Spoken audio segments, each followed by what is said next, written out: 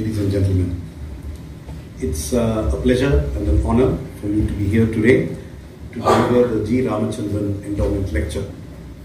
We have already heard a fulsome tribute to Mr. Ramachandran, but I wish to add my own.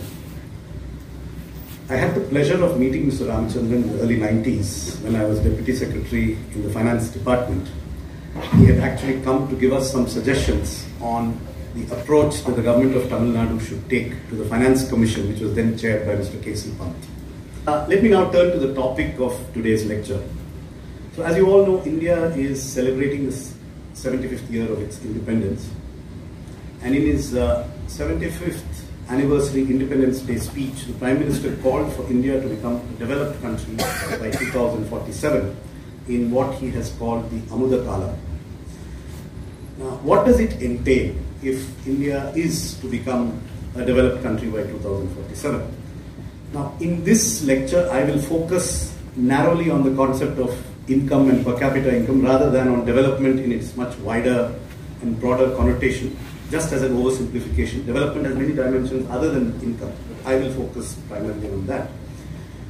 The World Bank no longer classifies countries as developed, less developed, underdeveloped, etc. It rather uses income. I mean, it has lower income, lower middle income, upper middle income, and high income.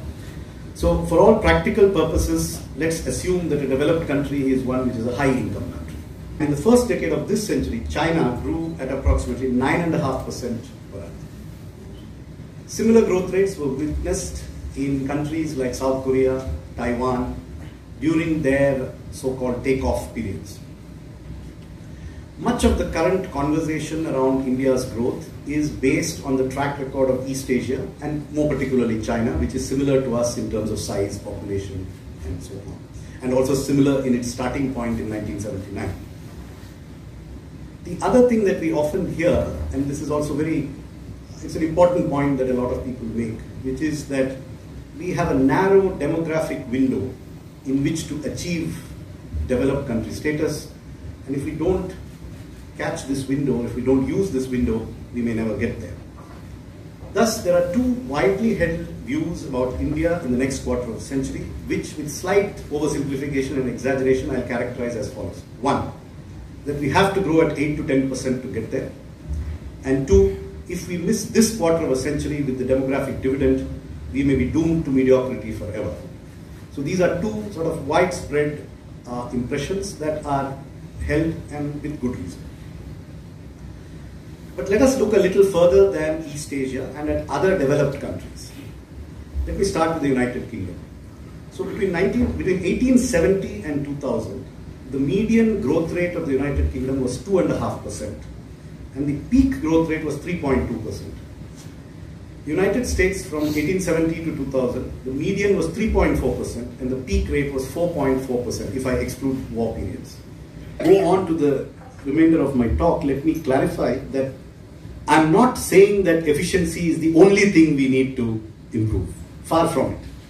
There are many things which are very important, and fiscal discipline, quality of public. Additional growth engines like international trade may be less reliable for us than they were for countries like China, and therefore we will have to find alternatives which will substitute for what we don't have in our peak period.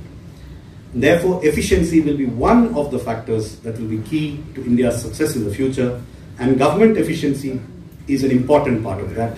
Government efficiency can be improved in the non-political space by measures like greatly enhanced delegation, systematic efforts to improve supervision, changing rules to change behavior, and building capacity through modern methods of training. Thank you. Ramachandran gold medals to Ms. Sahana Sitaraman and Ms. Sarita Rao in that order, please.